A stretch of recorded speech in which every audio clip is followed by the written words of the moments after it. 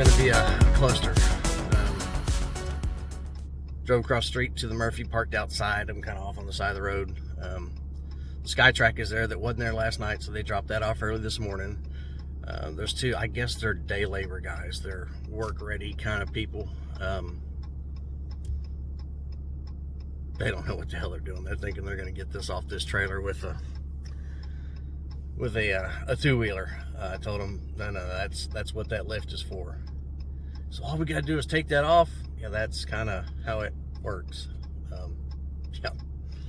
And then they kept asking who Murphy was, and I had to inform them that's the name of the gas station you're at, Murphy, USA.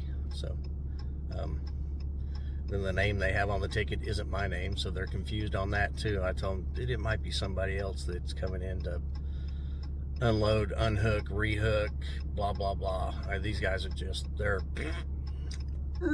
they need a helmet and some knee pads. So yeah. On a good note, the beach is about a block behind me. I'm gonna go over there after we get this unloaded for a few minutes and put my toes in the sand and maybe get knee deep in the water and see how cold it is. I bet it's cold. It's Florida, but it's still April, so it's not warm yet, but we'll see. All right, we'll work on this, and I'll update you in a little while. See ya.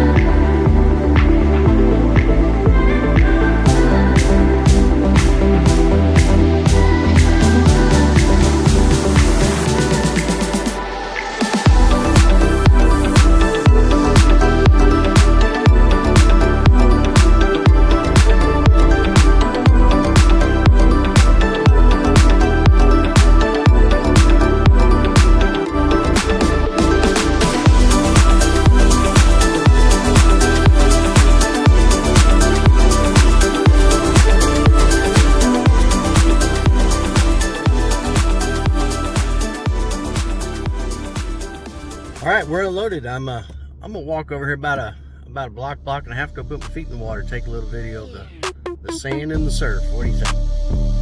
Okay, so the Murphy I unloaded is right there. So about a block and a half away. This is where we're at. Let's see what's over these stairs here.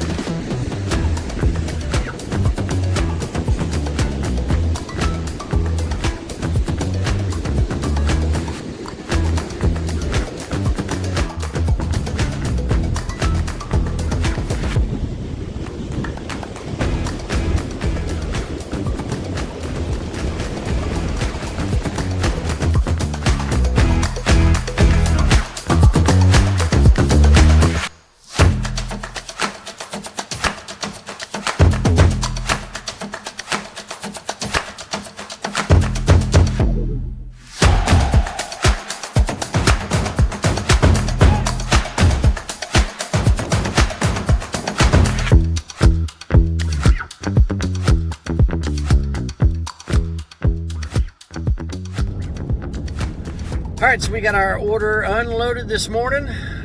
Wasn't as bad as I thought it was going to be. The two guys that were not so bright was they were just hired hands. They were day workers, labor. So wasn't my guys, thank God. They needed helmets and knee pads. Not the sharpest knife in the drawer. Just saying. Got it unloaded, went around, parked back at the Walmart across the street, and made a venture down to the beach. Shot some footage at the beach. We'll put that in this video somewhere. I set up my gimbal, set it in the sand back behind where the water was coming up, and shot 10 minutes worth of time-lapse video. So it sat there a long time. Water never came up that high. I switch over just to regular video, regular speed video, so I can shoot some video of me walking out in the water and get my feet wet. As soon as I did that, huge wave come through, got me wet up to my crotch. So I'm wet with beach water, with Atlantic Ocean water, and water washed all the way up to the gimbal, 2 foot past the gimbal. I think my gimbal's okay. It doesn't. I don't think any water got into it, but man, yeah. Just all of a sudden, just a big washout from God knows where, come through and got everything wet. My case was all wet, full of sand. It's fun. But back on the road, heading north, heading back towards the house. I think I'm gonna make it to Jasper, Alabama again. That's the halfway point between this run, on the fastest, most fuel-efficient route. Yeah, it's gonna be close, just like it was going down there. But now I don't have freight, and I can run a little faster. And I got a tailwind. Boy, a 45-mile-per-hour wind makes all the difference when it's behind you instead of in front of you. There was sustained winds of 40. There's a big storm that crossed southern United States, Louisiana, and Alabama, and Mississippi yesterday. That's just out west now. Driving south yesterday, there was a 40-mile-per-hour headwind. Killed my fuel mileage. Just absolutely killed me. I was getting 6 miles to the gallon. Today, turning around going the other way, I'm getting 18. So 6 one, half dozen the other. Got horrible down, but I'll get terrific on the way back. So it all comes out in the wash at some point.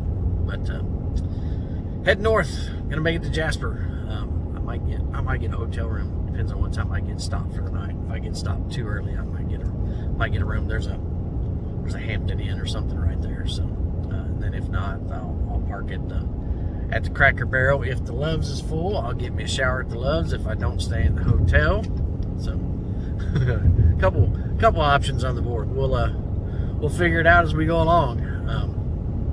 It'd be nice to be able to stretch out in a full bed and have a TV to watch instead of a tablet, or a chair to sit in instead of the front seat of a truck. But we're heading that way. We'll check in here in a little while.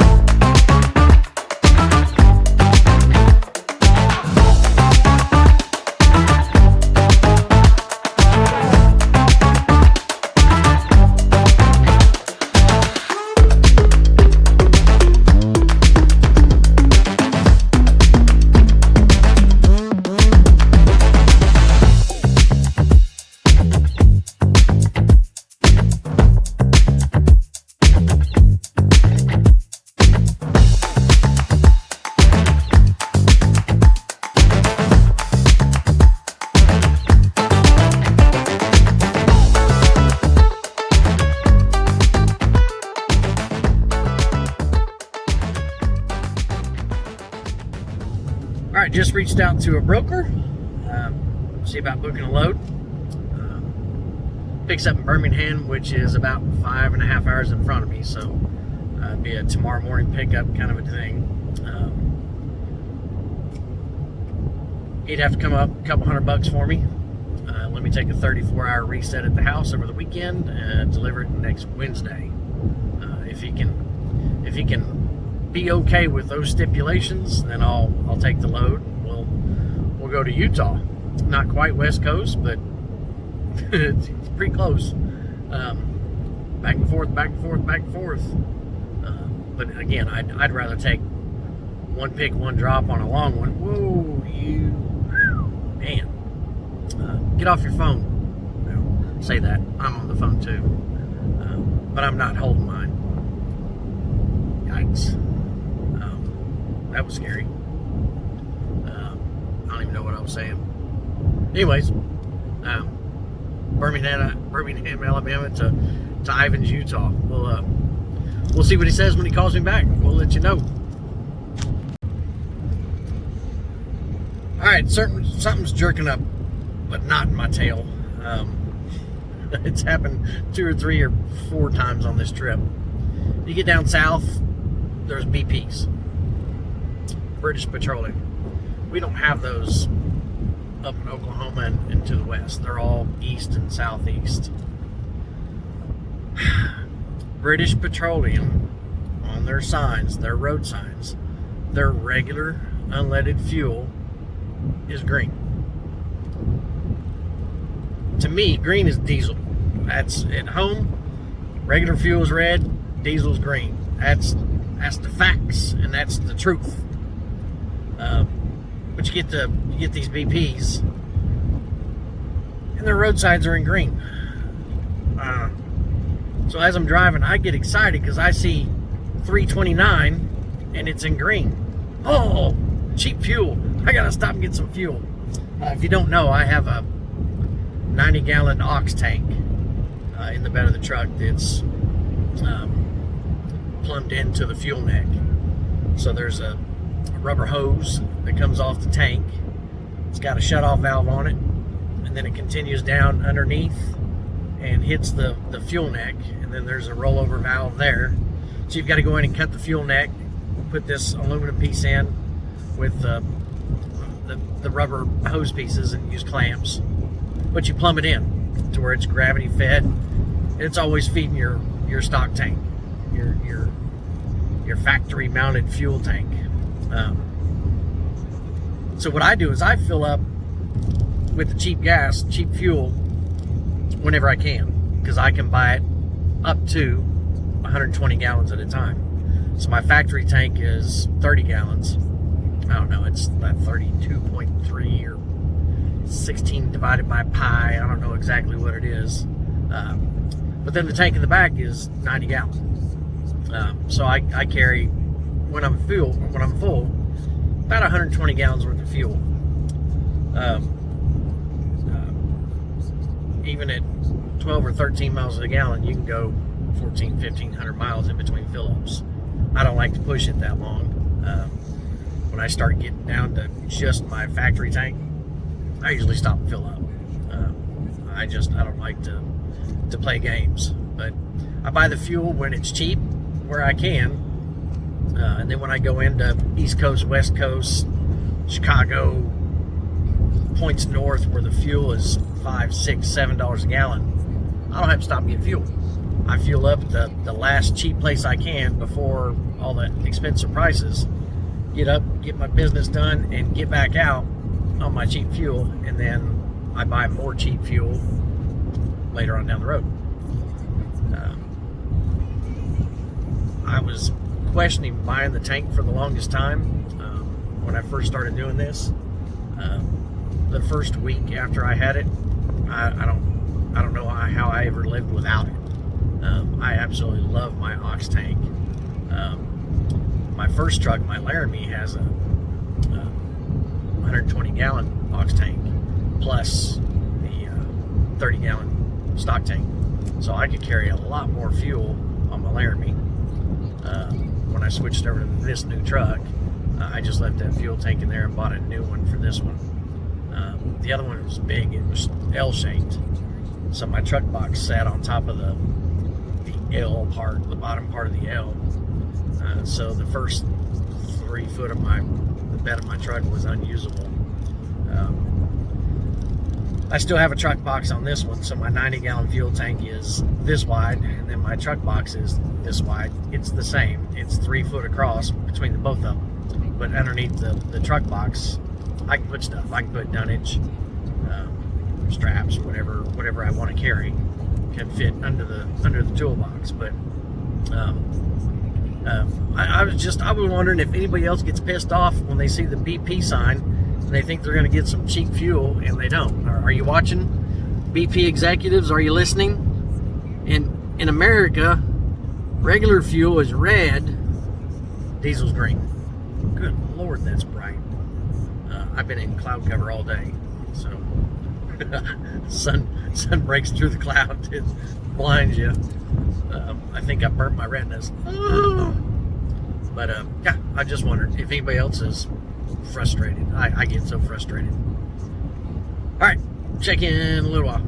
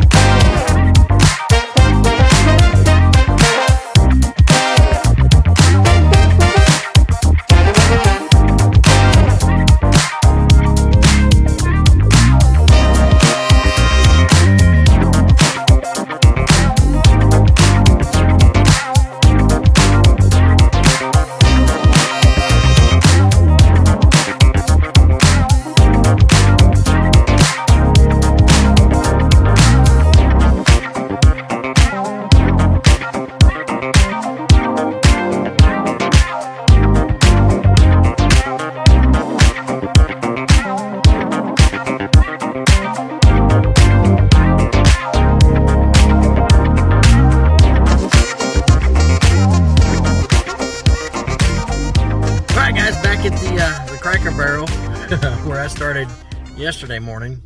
Let me take myself off duty here. I had to use personal conveyance again on the off ramp to get over here. Pushing it. So yeah, back where I started yesterday morning, back to the Cracker Barrel.